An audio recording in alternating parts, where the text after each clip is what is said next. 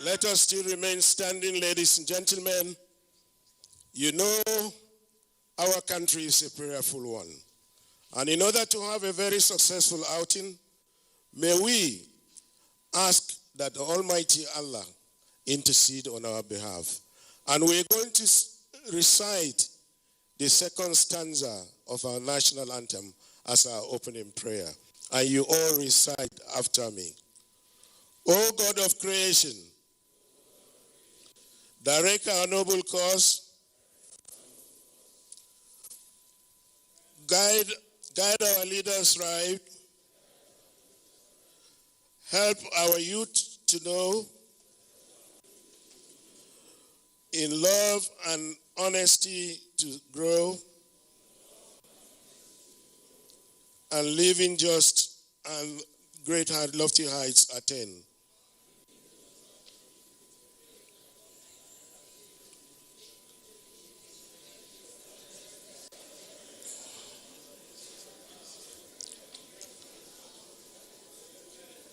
To build a nation where peace and reign shall joys. Thank you.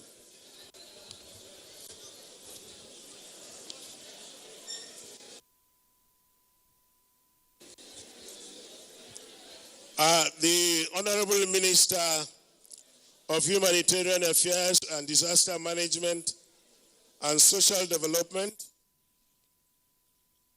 the Honorable Minister of State, Science and Technology, the chairman of this occasion, in the person of the Honorable Minister of Information and Culture, the Chairman Senate Committee on Poverty Alleviation, the Chairman House Committee on Poverty Alleviation, the Permanent Secretary, Federal Ministry of Humanitarian Affairs and Social Development, Directors and Management from the Ministry of Humanitarian Affairs,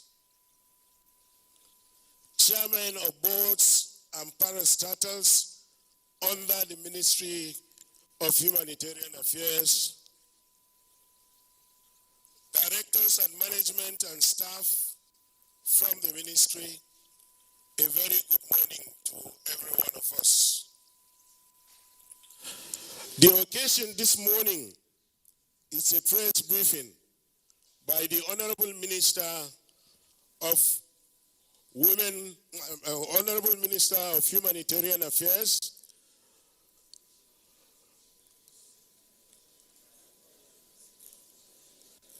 the occasion this morning is a press briefing by the Honorable Minister of Humanitarian Affairs. You know, the Ministry of Humanitarian Affairs is one of the flagship ministries in this country. As such, the Honorable Minister will be telling us what has been achieved, what are the constraints, and how far she had gone. But before we commence this briefing, may I at this stage invite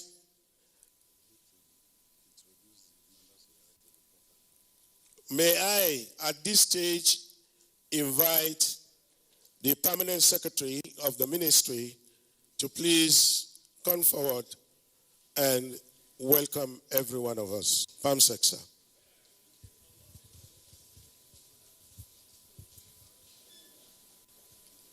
The Honorable Minister of Humanitarian Affairs, Disaster Management and Social Development, Hajiya Sadiya Umar Farouk, the Honorable Minister of State for Science and Technology,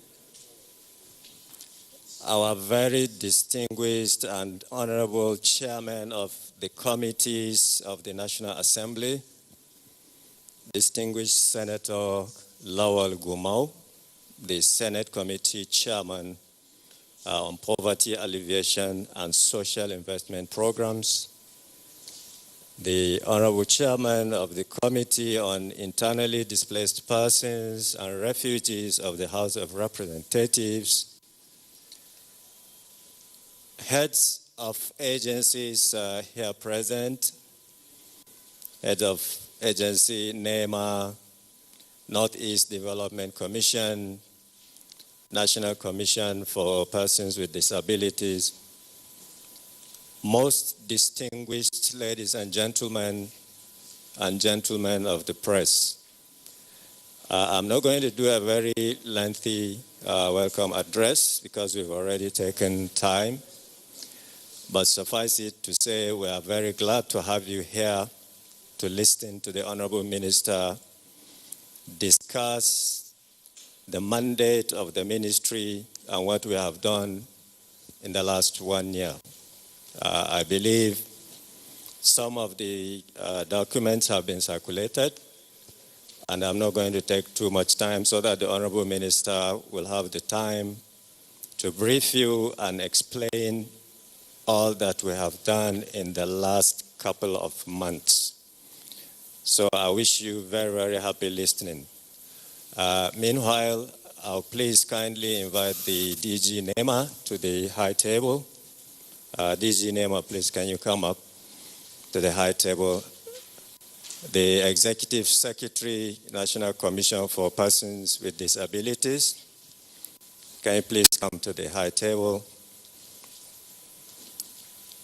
And of course, the representative of the MD of the National Commission, Northeast Development Commission. Please, can you come to the high table? So, ladies and gentlemen, distinguished ladies and gentlemen, you are welcome. Thank you very much for your presence here. Thank you. Thank you very much, Permanent Secretary. Your Excellencies, distinguished guests, ladies and gentlemen. May I begin by formally introducing to you the Honorable Minister of Humanitarian Affairs, Disaster Management and Social Development in the person of Sadia Omar Farouk. Ma, you are most welcome.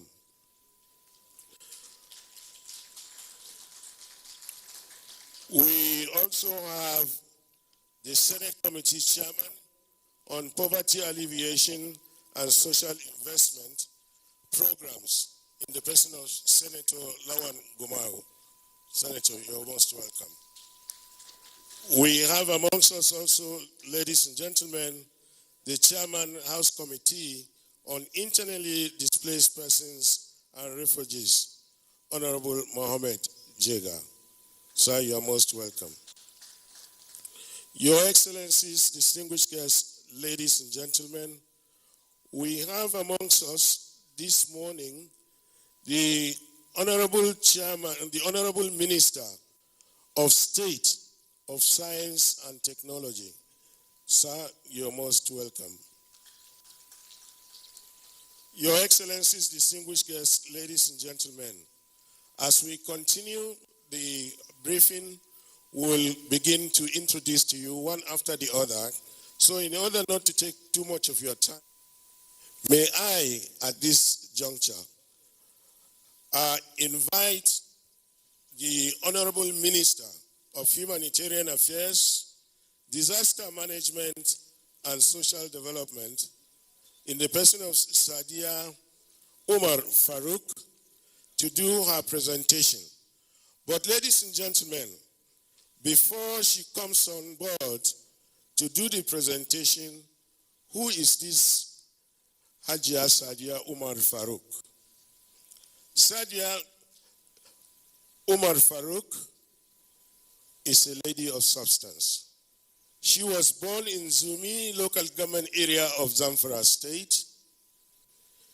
She also attended Federal Government Girls College in Gusau. After her completion of that secondary education, she proceeded to Ahmadu Bello University, Zaria, ABU. And I've always said, if you have not been to ABU, you have not been to any university. I am one of them. So I'm proud to be. Ajia, we are proud to have you as a Abusite. She obtained her first degree in business administration and crowned it up with 2 different master's degrees in business administration and diplomacy. Immediately after her education from Ahmadu Bello University, she picked up an appointment with the National Assembly Service Commission, where she served briefly as an admin officer. From there, she left and joined politics. And while in politics, she went straight to CPC and was made the interim national treasurer of that political party. But as time went on, you all know what happened in this country. The political parties came together and formed APC. She was there with them, and she was made the interim national treasurer of the party. She was also, at one time, a member of the National Campaign Council of the President Muhammadu Buhari's electioneering campaign, where she served creditably. When the party came on board, Hajia Sadiya Umar Farouk was appointed National Commissioner for Refugee Commission. She served there, and through her service in that place, she traveled worldwide. In fact, if I'm to name the places, we may not live here, but she traveled all over the world where she promoted the issues of the National Commission for Refugees. Your Excellencies, distinguished guests, ladies and gentlemen, in 2016, the administration found her very capable and decided to appoint her the Honorable Minister of Humanitarian Affairs, Disaster Management, and Social Development, where she is at the moment. And it is in that area, having worked so far, she and her team have decided to come here today to brief you, to brief Nigerians on the activities of her MDA, for them to appreciate, for them to know the challenges they are facing and what they have been able to do. So, Your Excellencies, distinguished guests, ladies and gentlemen, permit me now to invite the Honorable Minister to deliver her briefing, where members of the Nigerian press will take us all over the country and the worldwide. And may I also inform you that as we are on this event, we are being transmitted live on NTA and FRCN, and we are also streaming live. So we're all over the world. So I now have the honor and privilege of inviting Her Excellency, the Honorable Minister, to please brief Nigerians through the Nigerian press. I think the Honorable Minister can remain there on her seat while she briefs the press.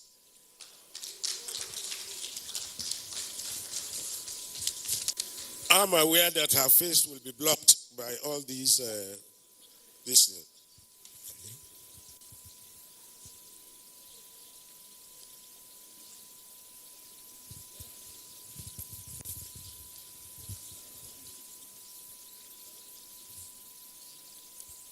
The Honorable Minister of State for Science and Technology, my brother, Barrister Abdullahi, my chairman, Honorable distinguished Senator Gumau, and my chair House Committee on IDPs, Honorable Mohammed Jega, the Permanent Secretary of the Ministry, DG NEMA, ES, Disability Commission, and a representative of the MD Northeast Development Commission, SA to the President, Special Advisor to the President on Youth and Student Affairs, other heads of agencies here, distinguished ladies and gentlemen of the press, ladies and gentlemen, good morning. It is my pleasure to welcome you all to this ministerial press briefing, and also a great honor for me at this present time in the history of our nation that I am leading this very important and strategic branch of the government, the Federal Ministry of Humanitarian Affairs, Disaster Management and Social Development. The purpose of this gathering is to acquaint the Nigerian general public with the activities and programs of the ministry since inception. The ministry was established on August 21st, 2019 by His Excellency President Muhammad Buhari, Commander-in-Chief of the Armed Forces of the Federal Republic of Nigeria, with the vision to create sustainable and inclusive social systems that promotes human dignity in Nigeria. The ministry's mission is to coordinate, promote, and strengthen social systems that provide support for humanitarian needs, integrating best practices, mechanisms, and solutions through effective utilization of data, research, and planning. The mandate of the ministry is to develop humanitarian policies and provide effective humanitarian coordination of national and international humanitarian interventions, ensure strategic disaster mitigation, preparedness, and response, and manage the formulation and implementation of fair, focused social inclusion and protection systems and programs in Nigeria. On the screen, you can see the interrelationship between the ministry and the 5 agencies and 2 programs under its supervision. The agencies are the National Emergency Management Agency, NEMA, the National Commission for Refugees, Migrants, and Internally Displaced Persons, the Northeast Development Commission, the National Agency for Prohibition and Trafficking in Persons, NAPTIP, the National Commission for Persons with Disabilities. While the 2 programs are the Office of the Senior Special Assistant to the President on Sustainable Development Goals and the National Social Investment Programs. The National Social Investment Programs, which were created via a presidential directive in 2016 by His Excellency President Muhammad Buhari, are aimed at achieving macroeconomic stability as a key execution priority for the Nigerian government as identified in the Economic Recovery and Growth Plan. The National Social Investment Programs has 4 components as follows. 1, the Homegrown School Feeding Program, the Job Creation Unit, known as Empower, the Conditional Cash Transfer, and the Government Enterprise and Empowerment Program, GEEP. These programs are being implemented nationwide, and we will provide further details during this engagement. In the past 1 year, the ministry has been able to initiate the development of a policy for humanitarian affairs, disaster management, and social development, while collaborating with other MDAs on the review of the update of existing policies as it relates to our ministry. The National Policy for Humanitarian Affairs, Disaster Management, and Social Development encapsulates a number of existing policy initiatives by agencies and programs as listed in the table shown on the screen.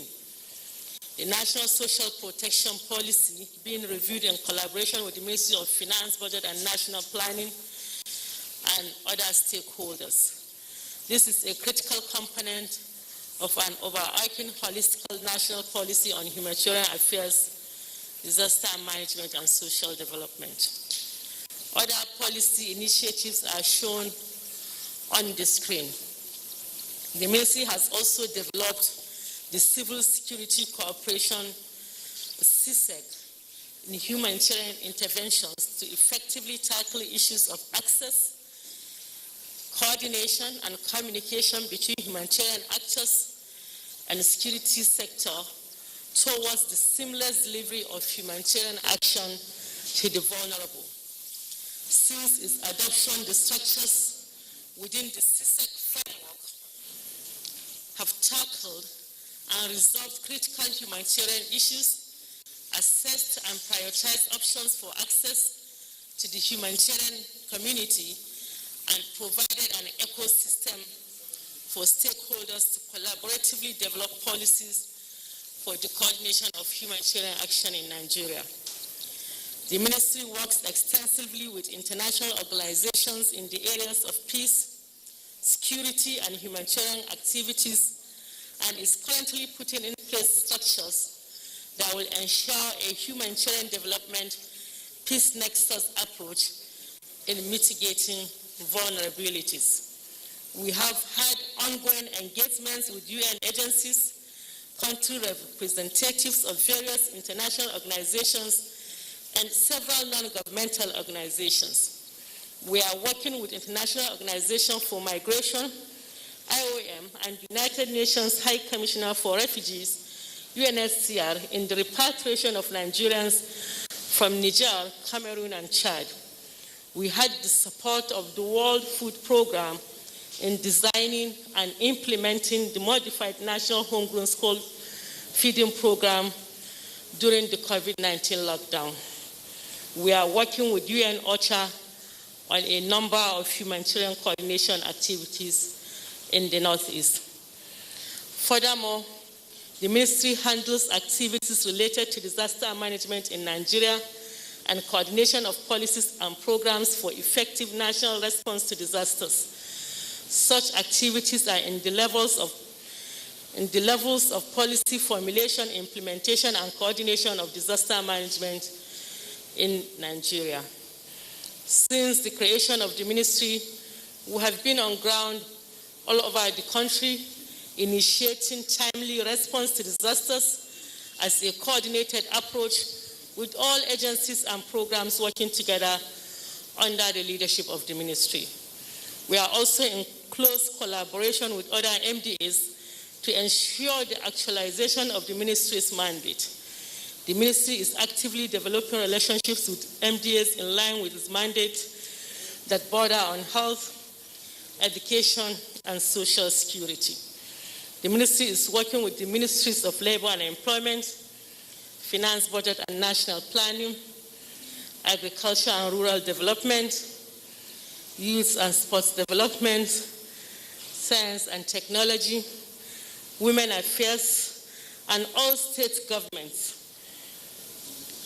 Women Affairs, Education, Defense, Communication and Digital Economy, Foreign Affairs, and all state governments, and the Federal Capital Territory, as well as strategic agencies such as ICPC, EFCC, ONSA, and the DSS.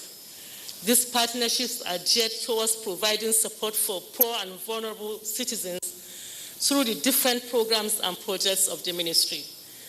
Pictures shown on the screen highlight events and activities carried out in collaboration with MDAs, states, and the FCT.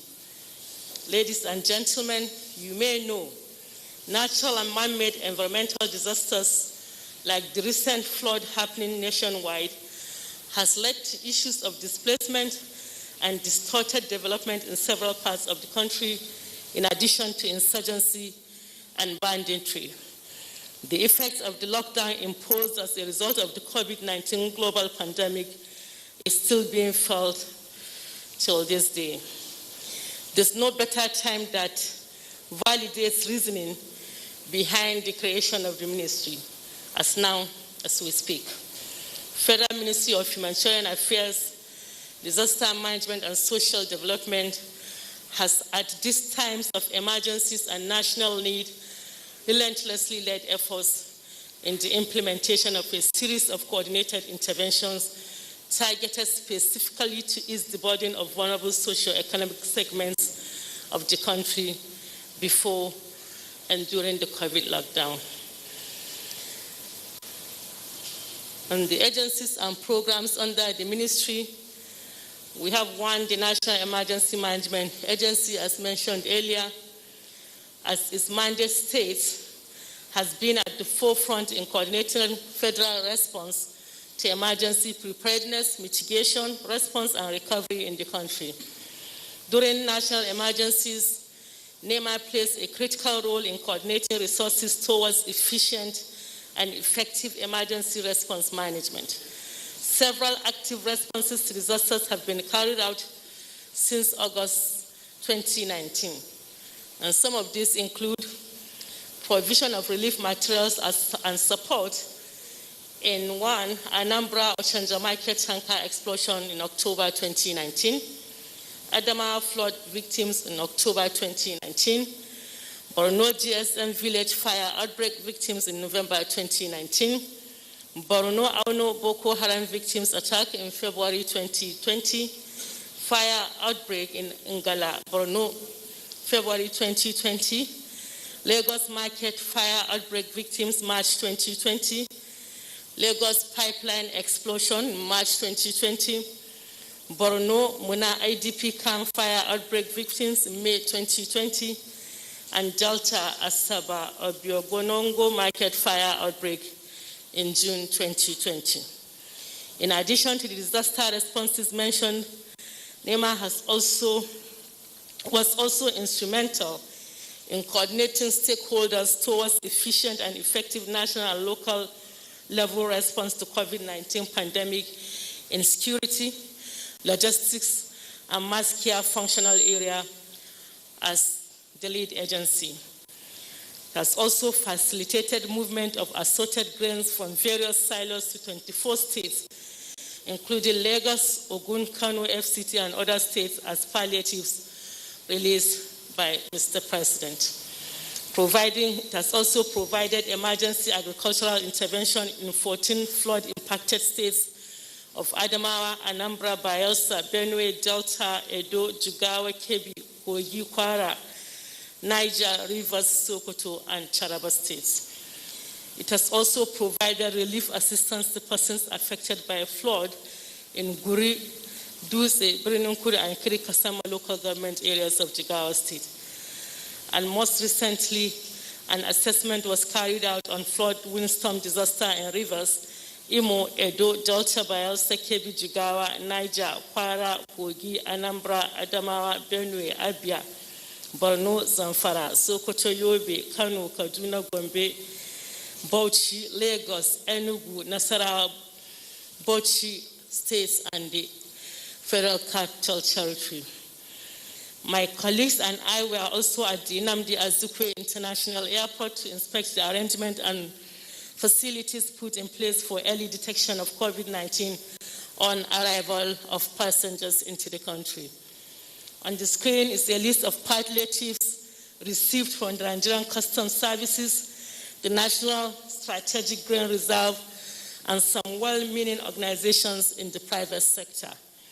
As indicated in the list, these palliatives were handed over to state governments and the FCT administration for onward distribution to the poor and vulnerable citizens in their states in efforts to cushion the effect of the lockdown as a result of the pandemic.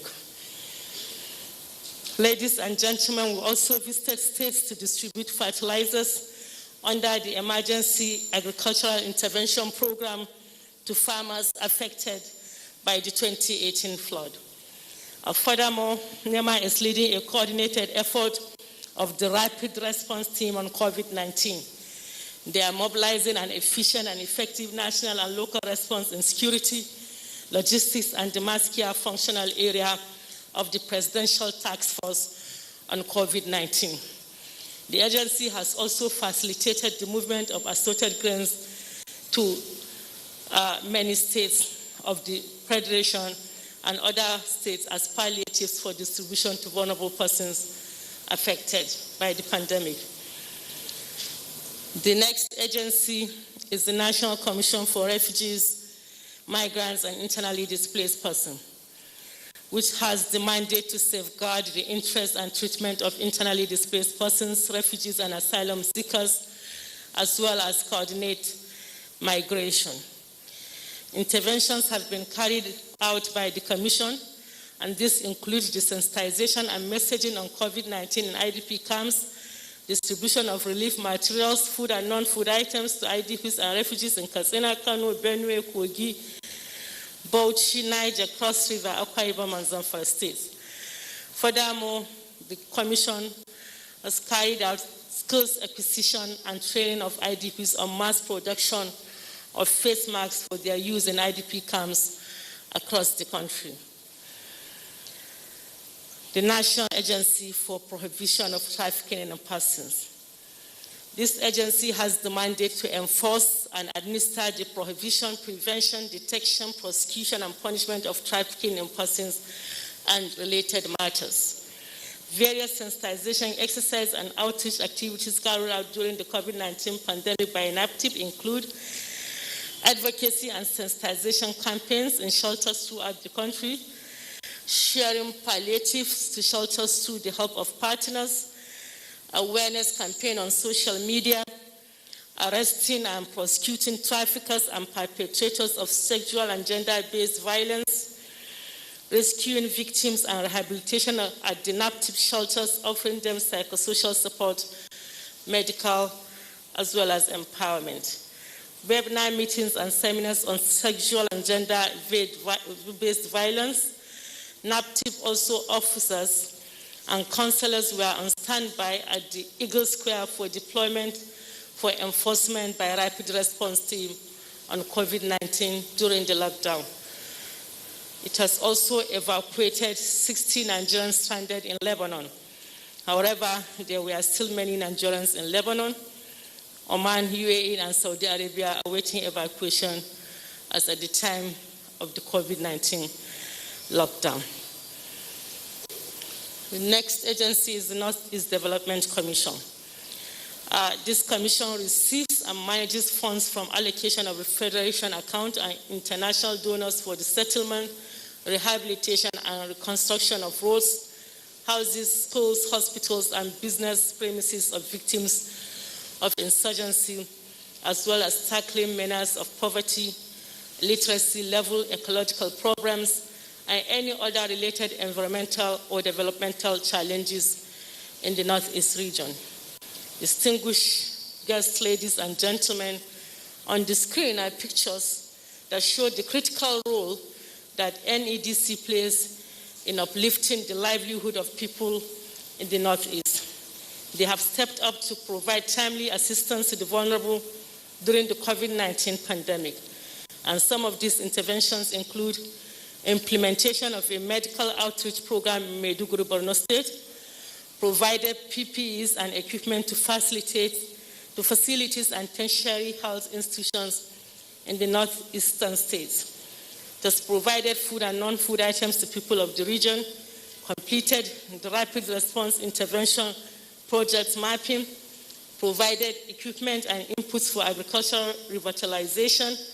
It has constructed isolation and health centers in IDP camps in Maiduguri, and also provided vehicles to all security agencies in the region. NEDC is committed to actualizing the plans for resettlement and relocation of IDPs through disarmament, demobilization, rehabilitation, and reintegration, and social cohesion and peace building.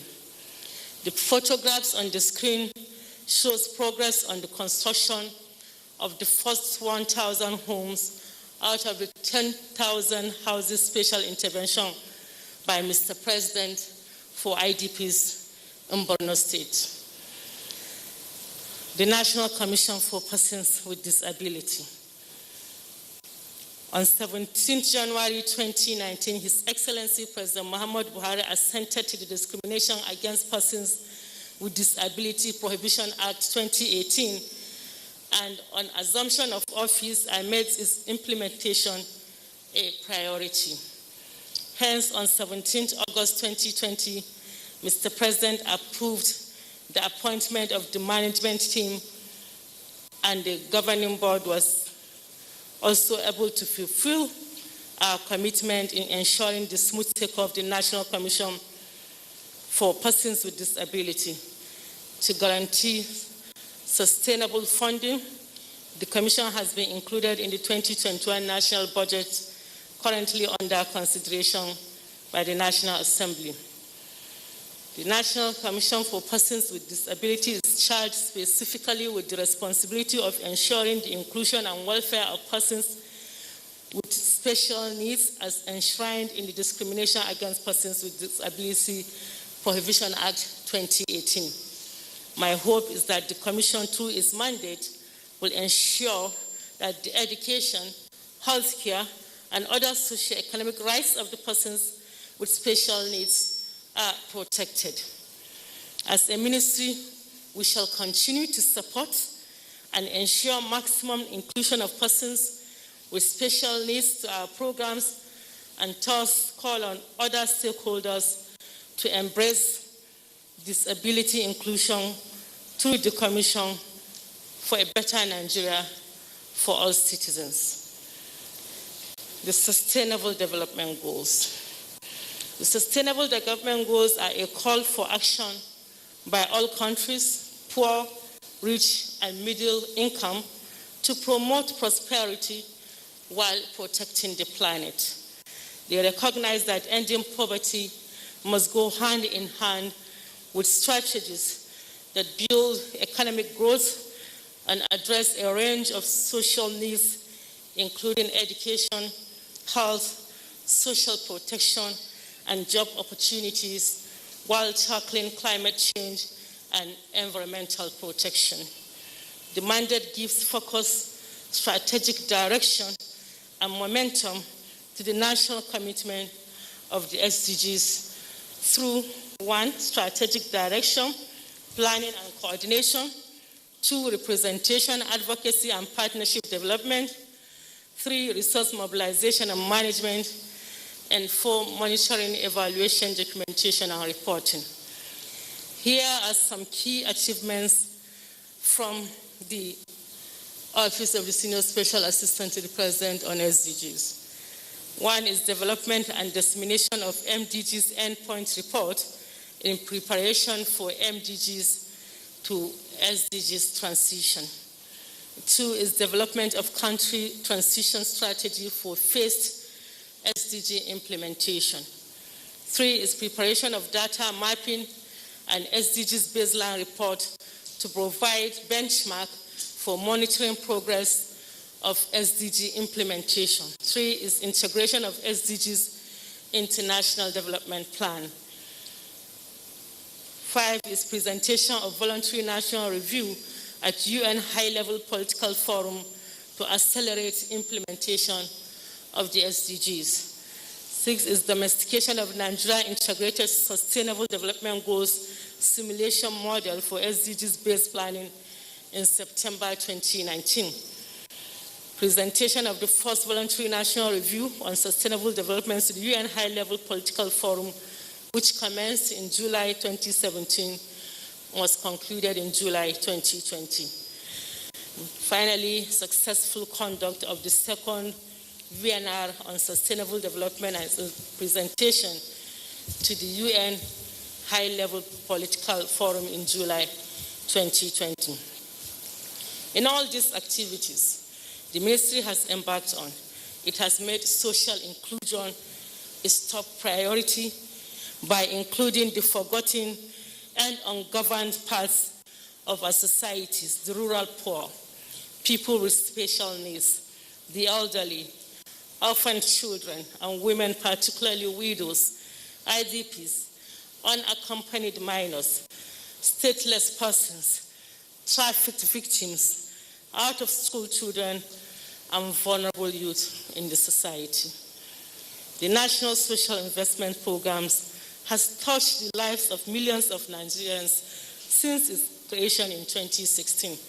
It has been a key instrument in uplifting the lives of the poorest of the poor and providing assistance and hope to millions of Nigerians.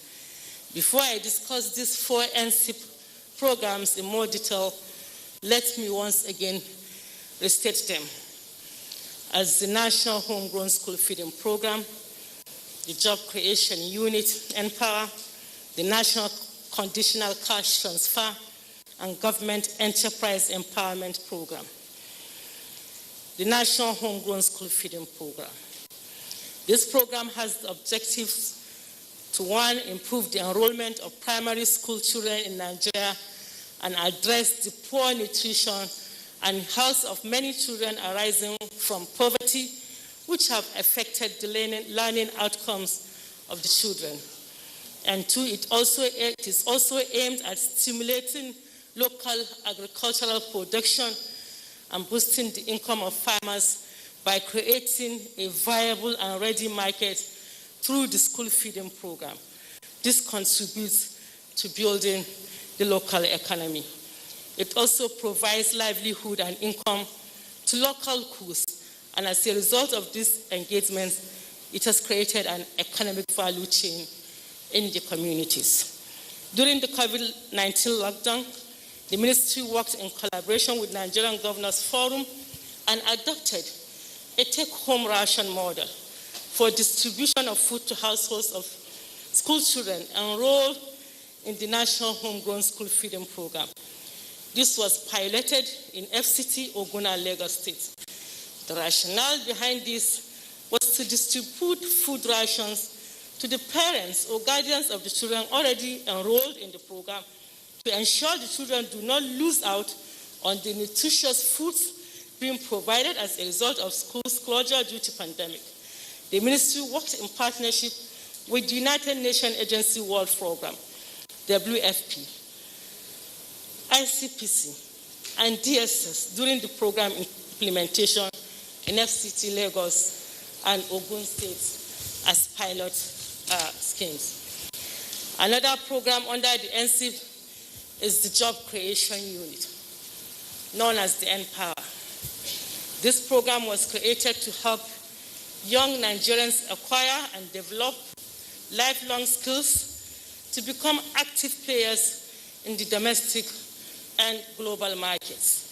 A total of 544,949 beneficiaries, comprising of 498,602 graduates and 46,347 non-graduate young unemployed Nigerians, have been trained in the provision of volunteer service in critical socio-economic sectors such as education, health and agriculture for the graduate program, and are paid 30,000 naira stipends.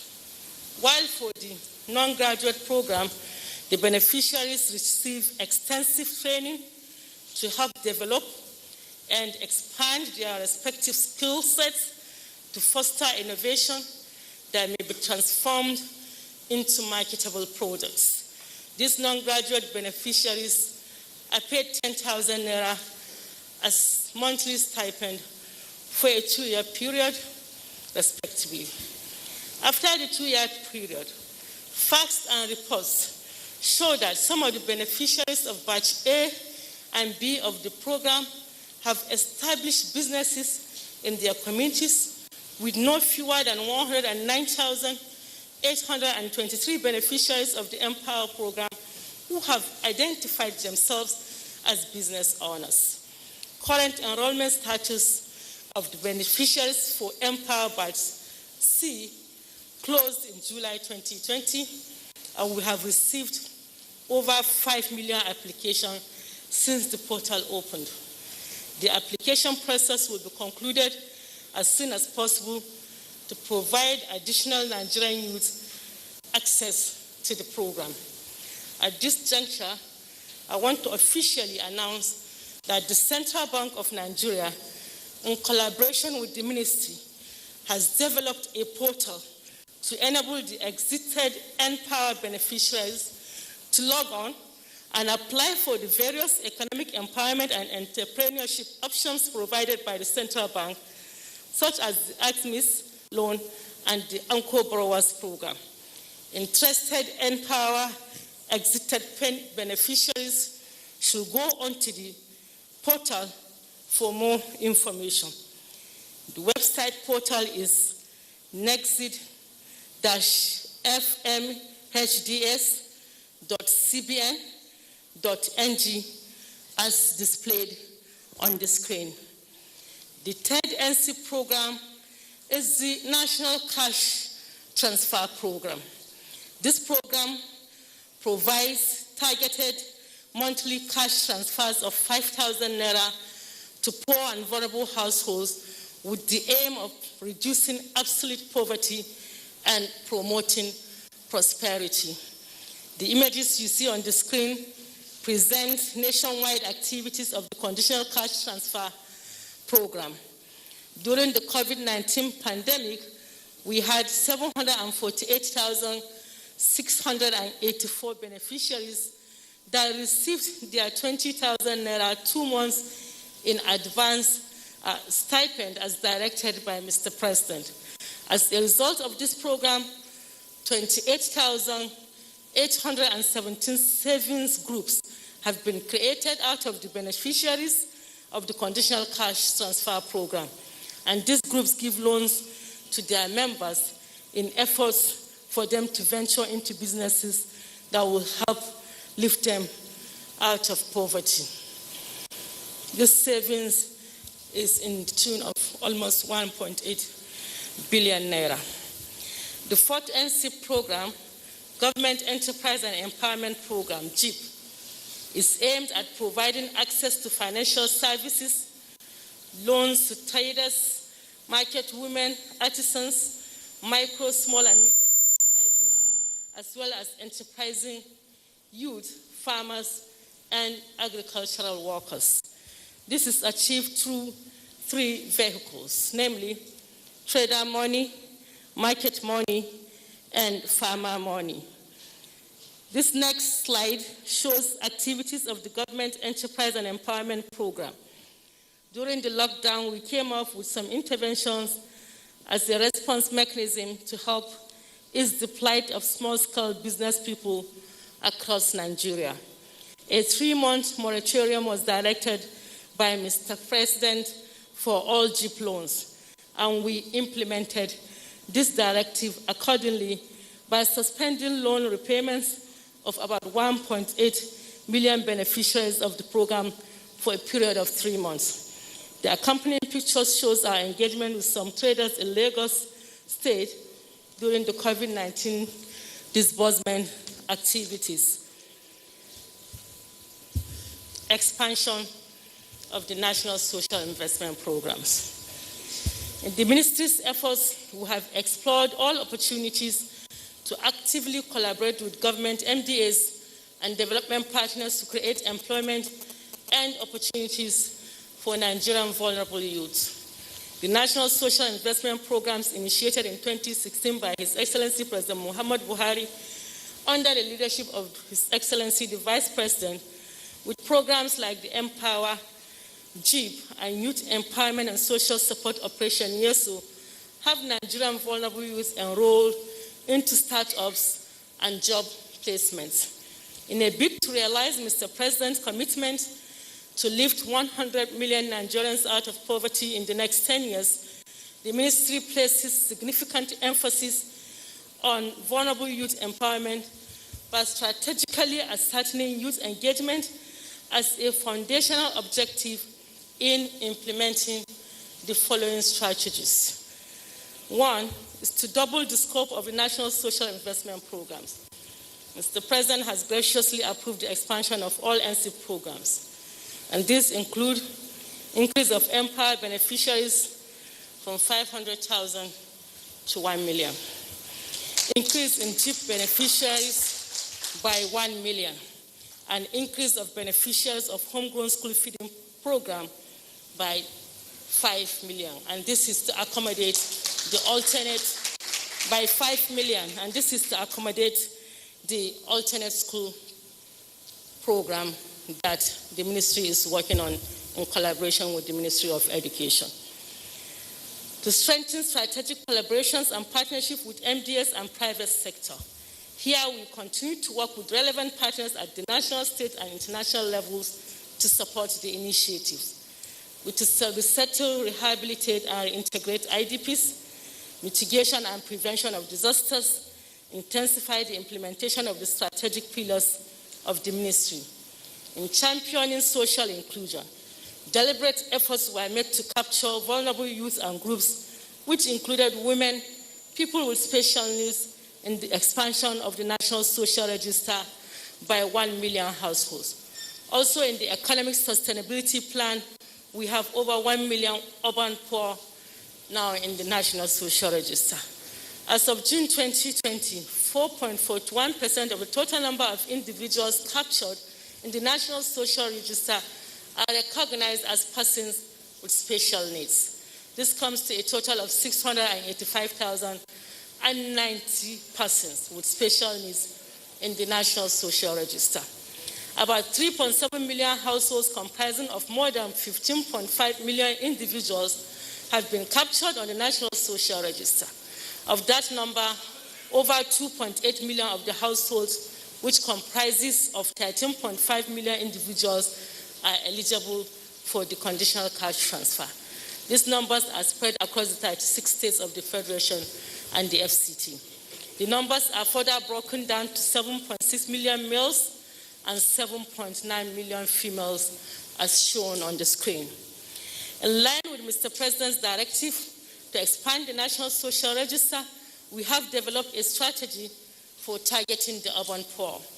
This register will use existing databases from the National Communications Commission, NCC, and the Bank Verification Number, BVN, from Nigeria Interbank Settlement Systems, NIBS.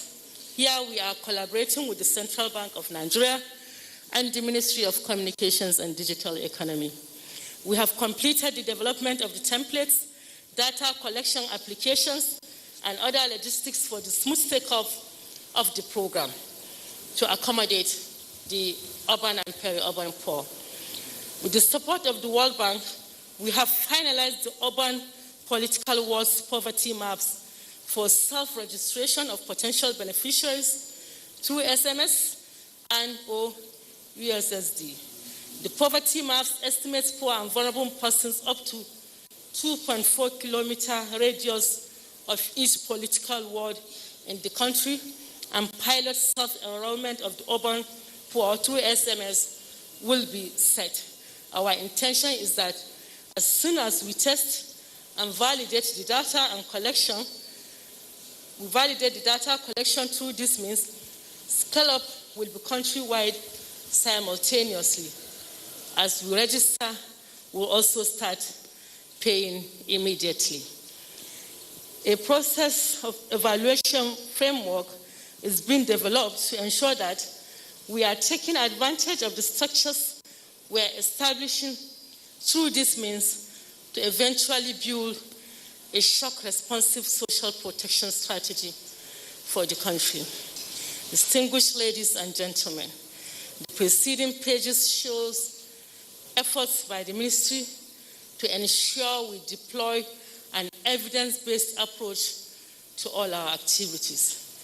Efforts of human capital development in the economic sustainability plan to build social safety nets and resilience in Nigeria after the COVID-19 pandemic is an affirmation to that effect. As the cradle of the human capital development agenda of the federal government, the ministry developed the COVID-19 shock-responsive social protection strategy. This includes cash transfer, food distribution, and infection prevention materials distributed to the poor and vulnerable. We have also developed a plan for the post-COVID-19 recovery period, which are job creation, farmers' grants, and livelihood projects. Our strategy is to build resilient structures that include the Nigerian vulnerable youth and other vulnerable groups going forward. Palliatives. The ministry identifies a strategic role and impact in the everyday lives of the Nigerian. We want to assure the public that we are on ground working every day for Nigerians in the service for humanity. Recently, the world has witnessed the unfortunate incidents of looting of palliatives and relief materials stashed away in warehouses in some states of the country during the NSAS protest. I, as the Minister of Humanitarian Affairs, want to categorically state that the palliatives donated to the ministry by the Nigerian Customs Service, National Strategic Grain Reserves, and many good-willing donors were handed over to the state officials for onward distribution to the poor and vulnerable in their states. I will refer you to the ministry's website for a breakdown on palliatives, so please visit www.fmhds.gov.ng.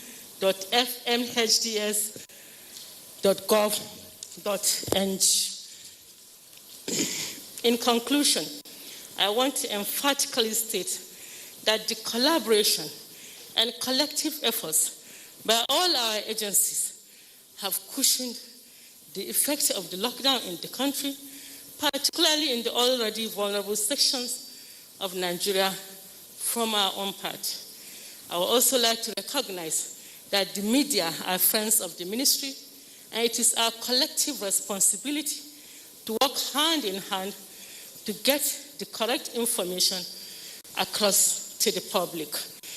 In as much as the ministry has done quite a lot in delivering on its mandate, it is still facing numerous challenges such as funding and other issues.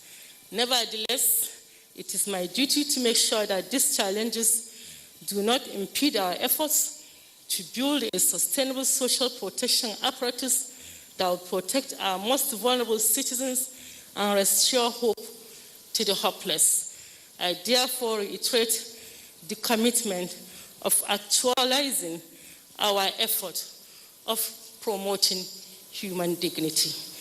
With this ministerial press briefing, I would like to use this opportunity to appreciate my team, both the agencies under the ministry as well as the management and staff of the ministry for a job well done. I want to also assure the general public that the ministry will continue to discharge its duties with greater focus on the strategy to lift many Nigerians out of poverty in the nearest future. I also wish to reiterate our commitment to the vision of creating sustainable and inclusive social systems that promotes human dignity in Nigeria. Thank you very much for your kind attention, and God bless the Federal Republic of Nigeria.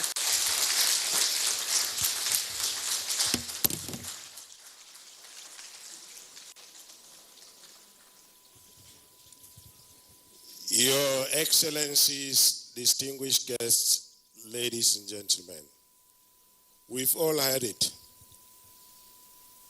She came from a background where she had served before, and that was the National Refugee Commission. And she came with the idea of running the Ministry of Humanitarian Affairs. You've seen it, you've heard it. So, distinguished guests, ladies and gentlemen, she had asked that we all put our hands together for her team.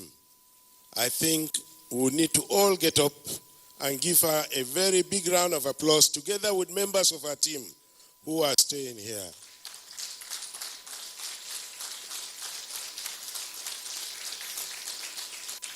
Thank you. Thank you.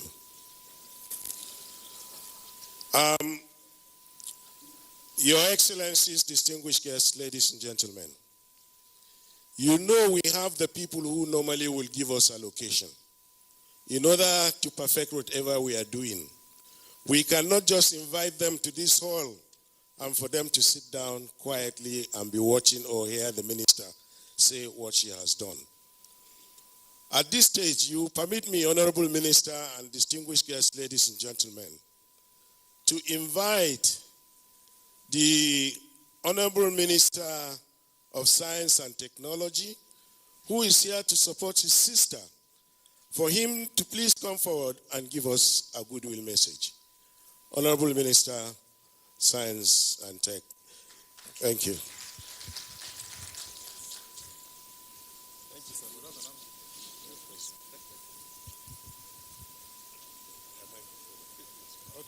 The Honorable Minister for Humanitarian Affairs, Disaster Management and Social Development, distinguished members of the National Assembly here present, and the respective DGs and CEOs of agencies under the ministry. I've been asked to be very brief, so I intend to be. First, let me say that some of us at the Federal Executive Council support the Honorable Minister in our ongoing effort to ensure that she reach out particularly to the vulnerable. It's a very challenging job. It's physically exhausting and mentally tasking. But with all due respect and with all sense of modesty and decency, I think the Honorable Minister has discharged her job honorably and efficiently and effectively. So wish her all the best. We congratulate the Honorable Minister for her performance, for her energy, for her drive in ensuring that the objectives of the ministry are met. So we hope that the press will continue to highlight the positive aspect of her performance so far. I thank you for the honor. I wish you all the best while she welcomes questions. Thank you very much. Very brief. Thank you, Honorable Minister of State, Science and Tech, for the support and for the goodwill message. Your Excellencies, distinguished guests, ladies and gentlemen, we are now going into the question and answer session. And you all know that this press briefing is interactive. And as such, we would expect that when you raise up your hands to ask your question, you go direct to the question. There is no insult, no use of vulgar language, and you go straight to the point. And I will cut you off if you try to repeat yourself. So, distinguished guests, ladies and gentlemen, the floor is now open. It is open for question and answer. And if you have any, please just raise up your hands. And as you raise up your hand, we give you the microphone. You tell us your name, the organization you are coming from. So, ladies and gentlemen, the floor is now open for distinguished ladies and gentlemen of the press. Is there any person? Is there any pressman? Okay. Okay. Yes, please. Can you give him the microphone?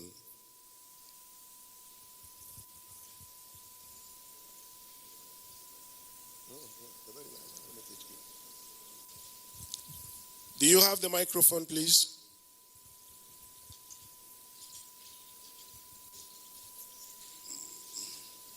No, that is when she will respond. Do you have a microphone now? Where is Andrew? Can we get another microphone? Okay, please help me. Give him this one. Give him this one, please. Hello?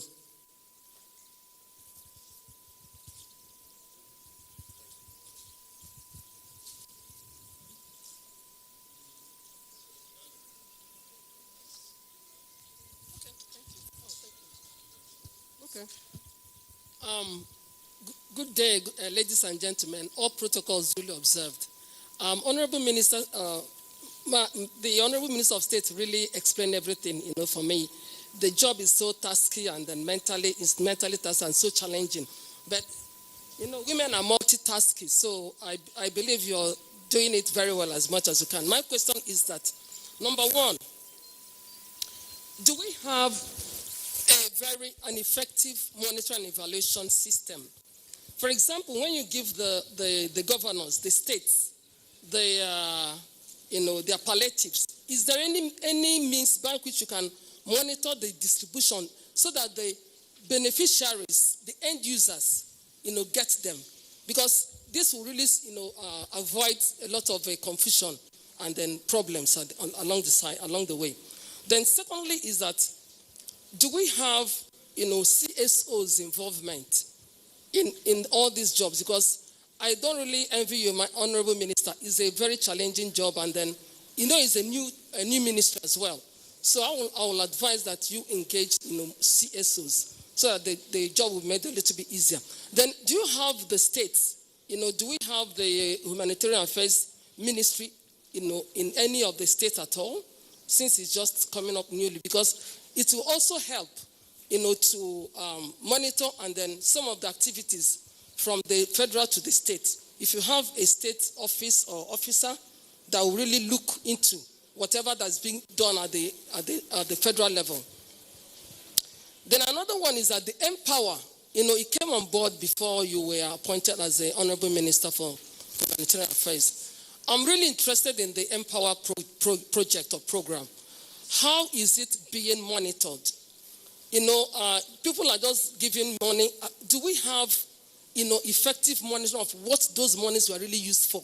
And the one who said that they should use it for, their small businesses. Is there any effective monitoring? Is there any person that gets down to the grassroots to ensure that these monies were really used for what they were meant for? And then on the last one would be, okay, I've talked about M&E. The last one would be like, do we have like a policy of the whole ministry? There are about 6 to 7 agencies under your program. Do we have an umbrella program? Policy. Thank you very much. Okay, thank you very much, gentlemen of the press. I will take one question so that I can cover a lot of ground. Tell us your name, where you're coming from, and then throw your question. Thank you.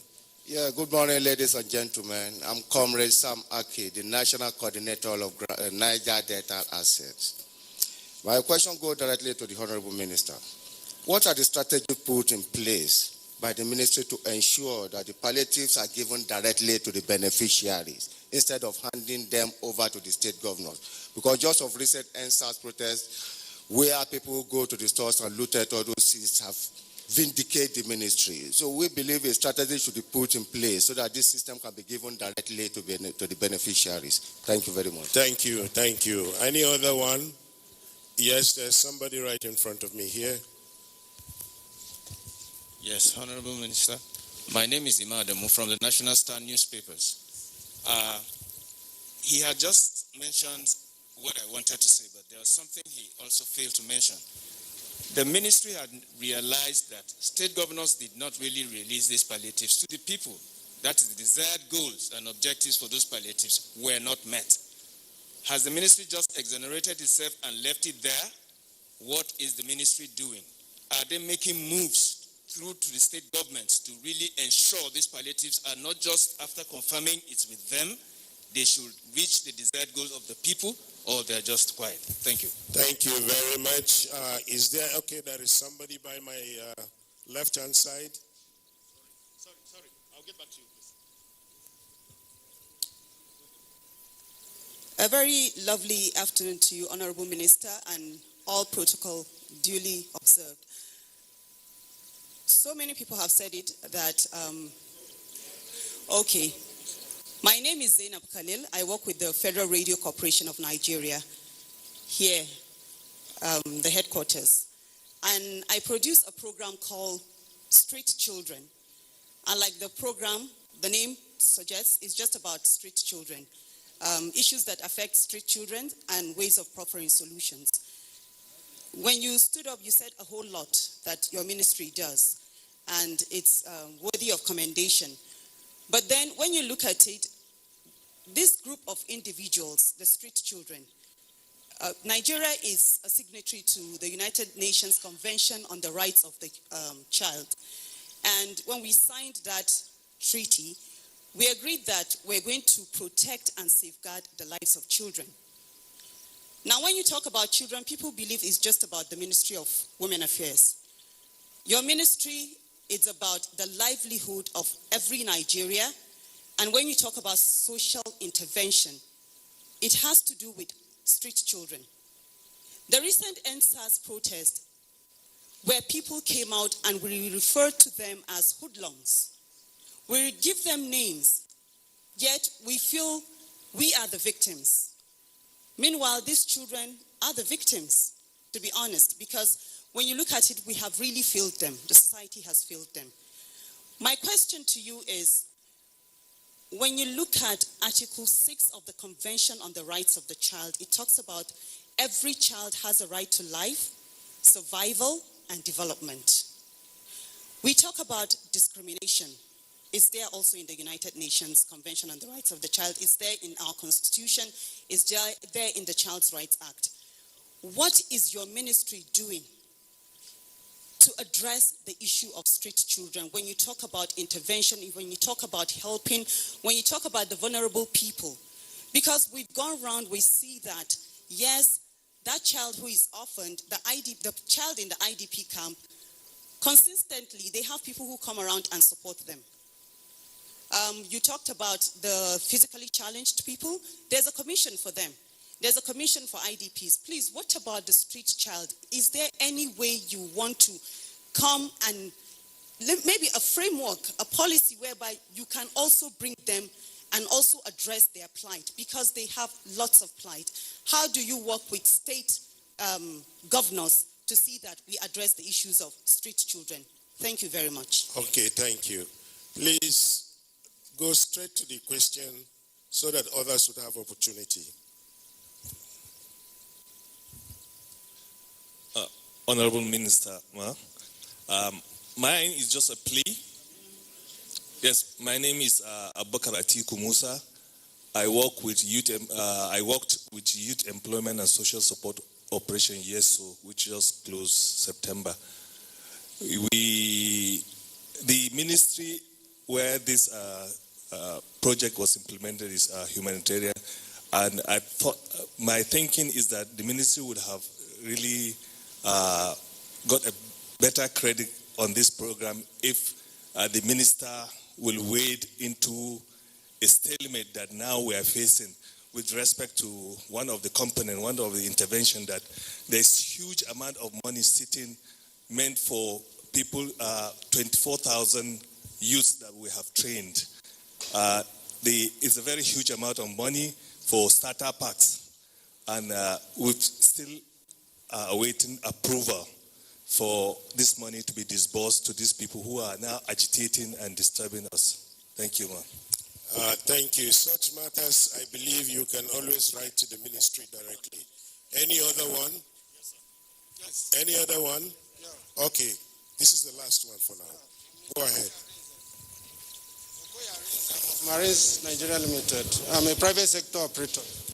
Louder. Honorable Minister, I want to call your attention, please, from the bottom of my heart. I've been to Ministry of Agriculture. Please, your name, your organization. My name is... We have heard it.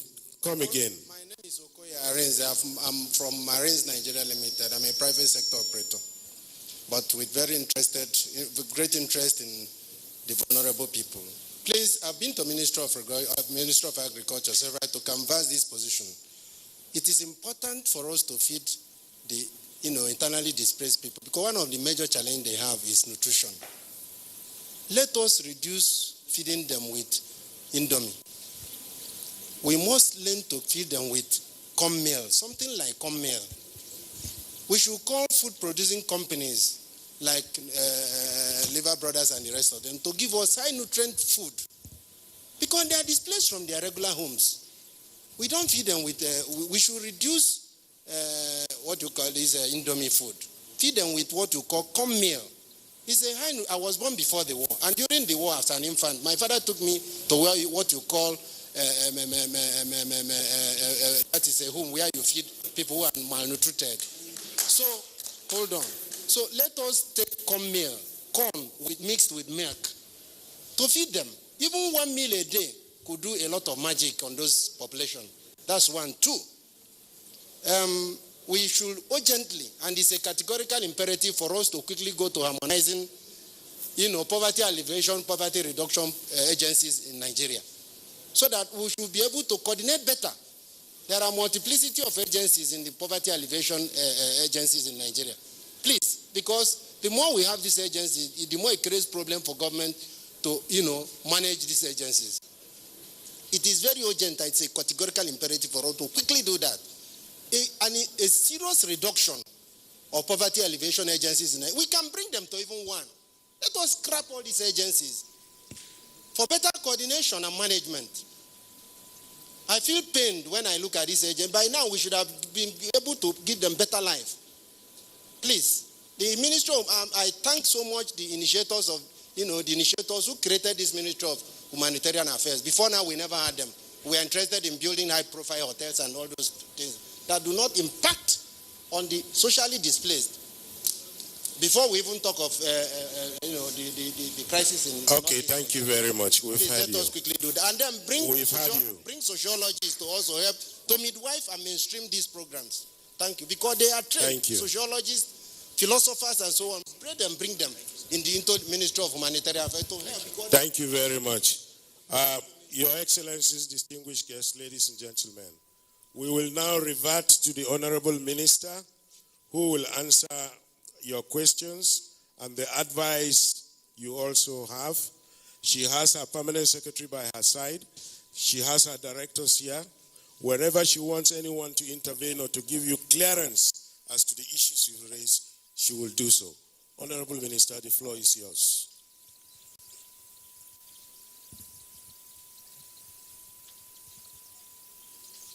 Thank you very much for your questions, but pardon me, I won't be able to state your names or mention your organizations because some of you are not very loud. The first question was if we have a very effective monitoring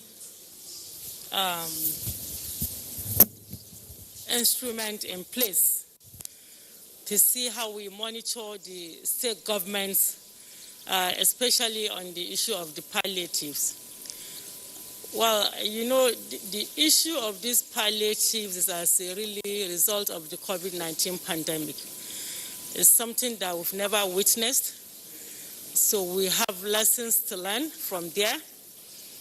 But I always say that the state governments are the custodians of their own people in their respective states.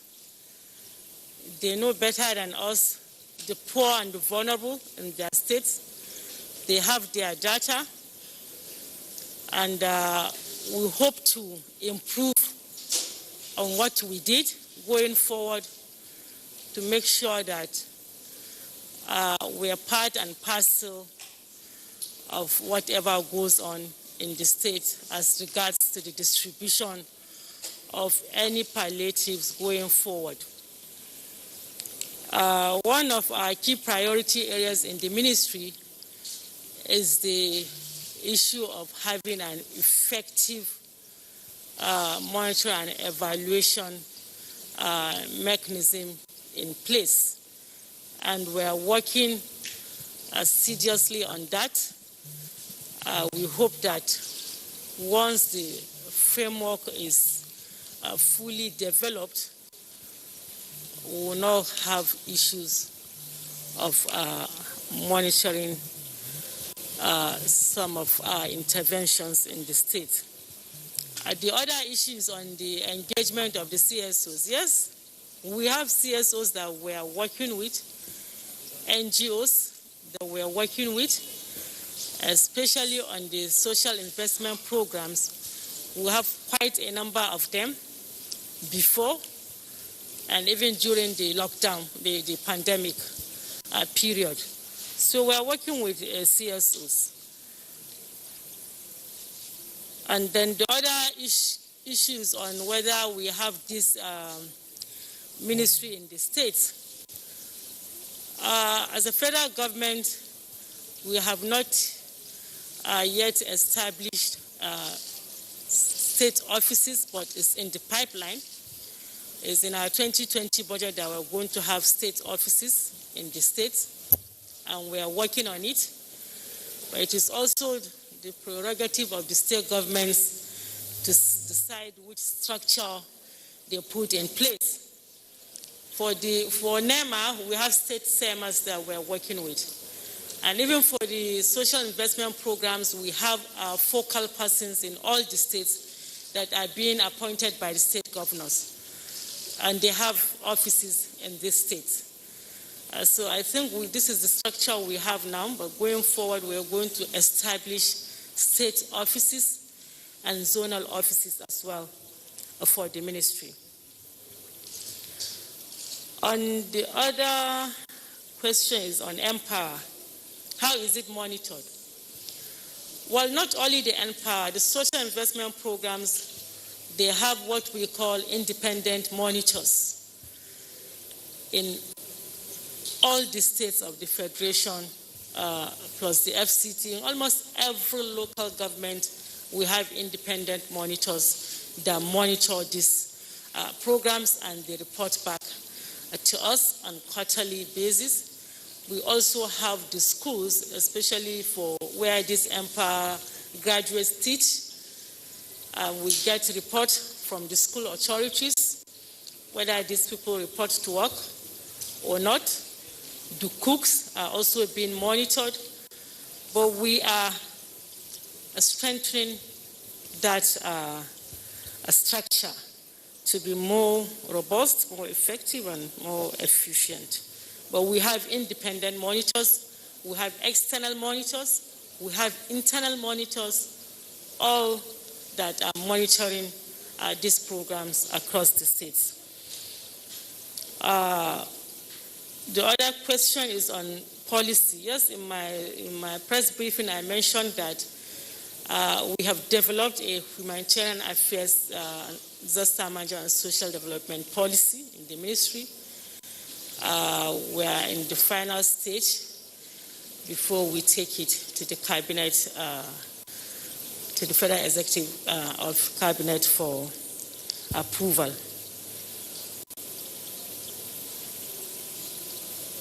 Yes, I have answered the other issue on the roles that we are going to play to give these palliatives to the beneficiaries.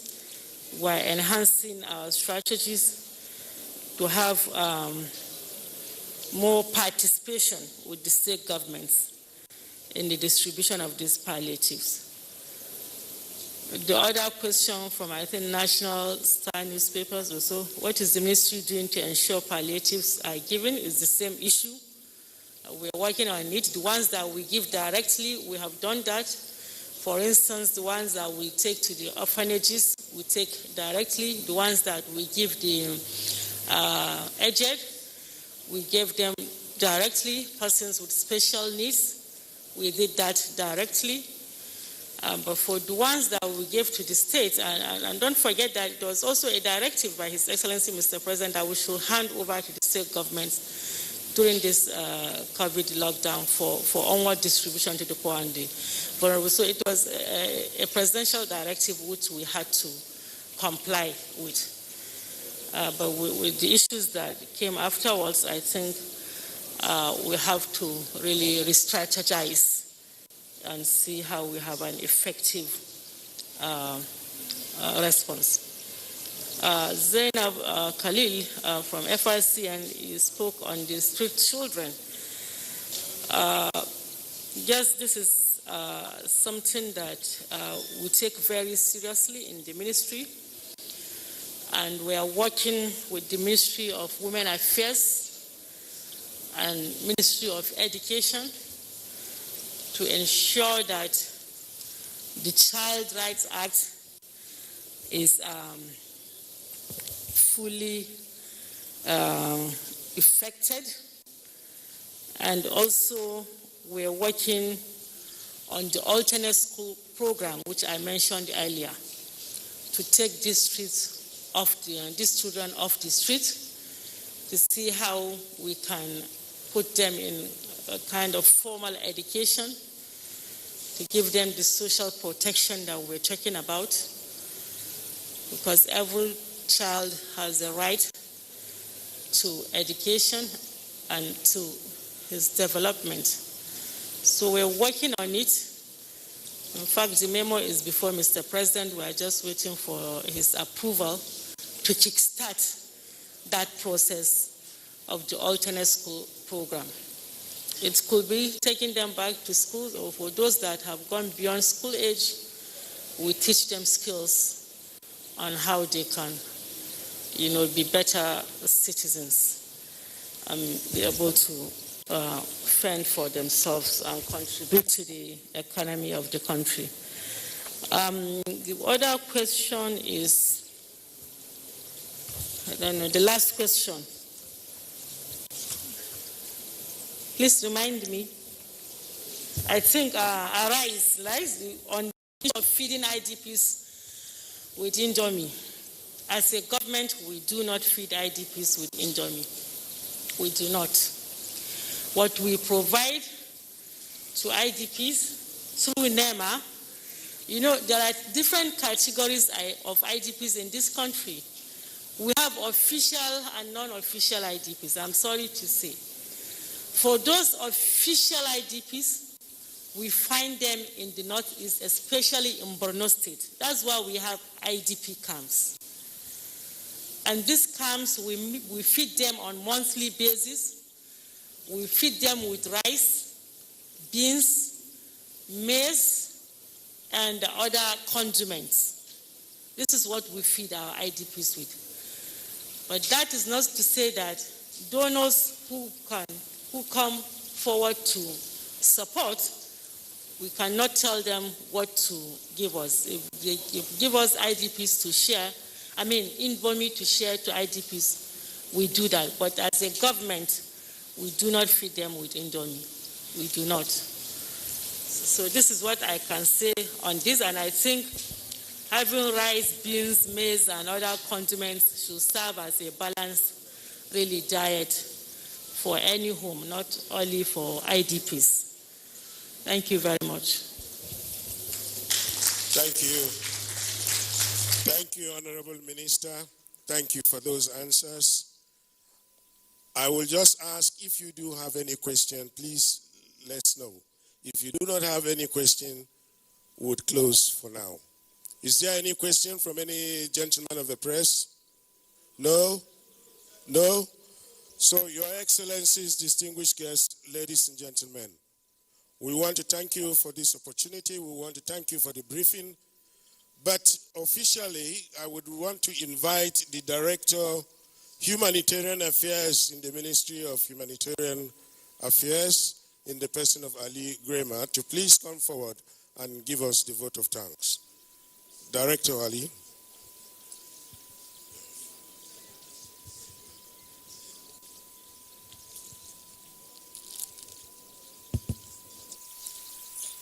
The Honorable Minister of Humanitarian Affairs, Management and Social Development, Honorable Minister of State, Honorable Minister of Science and Technology, distinguished Senator of Senate Committee on Poverty Alleviation, Honorable Member, Chairman Committee on Internally Displaced Persons, my Permanent Secretary, Head of Agencies of the Ministry here present, Directors, Members of the Press, good morning. It is with heartful gratitude that I stand before you on behalf of my Honorable Minister Saidiya Umar Farouk, the management and staff of the Federal Ministry of Humanitarian Affairs, Disaster Management and Social Development, to appreciate everyone in this auditorium for making out time for your busy schedules to attend this press briefing on these activities and programs of our ministry. You will agree with me that the Honorable Minister has done justice to the subject matter reported here above. Let me start by thanking and commending the chairman of this occasion, our elder statesman and indefatigable Honorable Minister of Information and Culture, Alhaji Lai Mohammed, who whose domain we have all gathered to witness this auspicious occasion, even in absentia. So we are grateful for your continued support and encouragement as we strive together to move our country to the next level. Our sincere gratitude also goes to the Honourable Ministers here present for the solidarity and collaborations toward the actualization of the mandate of the ministry. To our most respected and valuable friends in the National Assembly, the distinguished honorable committees on the ministry in the Senate and House of Representatives, we say a very big thank you to you all for finding time to grace this occasion. Specifically, the chairman, Senate Committee on Poverty Alleviation and the chairman, House Committee on Internal Displaced Persons here present. To our numerous friends and well-wishers that are here, we say thank you for your continued support at all times. For the press, men and women, we have always known you to be very resilient and hardworking as worthy members of the fourth estate of the realm, watchdogs of the society and vibrant media practitioners. I give you kudos for living up to a mandate in the global information superhighway, and we hope to continue partnering with you in our quest to lift many Nigerians out of poverty in the nearest future. I want to conclude by thanking each and everyone who has gathered here today for your time and contribution toward the success of this event. May Allah bless you and God bless you all. Thank you.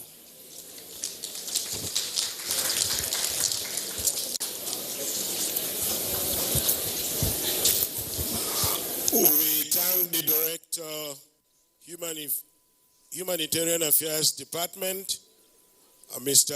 Ali Grema, for the vote of thanks. Your Excellencies, distinguished guests, ladies and gentlemen, we are now coming to the end of this program. My name is Peter Dama. I'm a retired federal director from this ministry, and I want to say a very big thank you for your attention. However, we started with the national anthem, so can we now all rise at the count of 3 for us to recite the national anthem? 1, 2, 3. Arise, O compatriots, Nigeria's call obey, to serve our fatherland with love and strength and faith. The labor of our heroes past shall never be in vain. To serve with heart and might, one nation born in freedom, peace and unity. Well, we thank you. Can we still?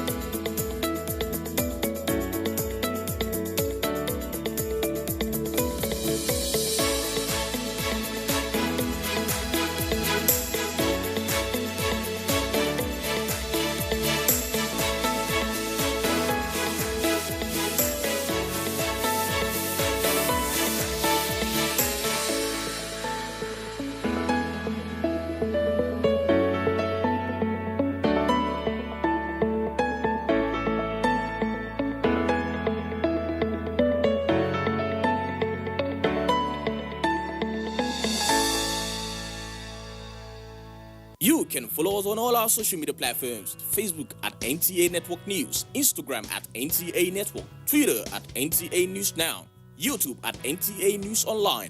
Or visit www.nta.ng.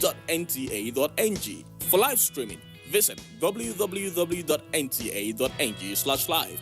Now, you can stay updated on the go, be it on your TV, iPhone, laptop, or iPad, or download the NTA mobile application from your Play Store or App Store. NTA, you can beat the rich.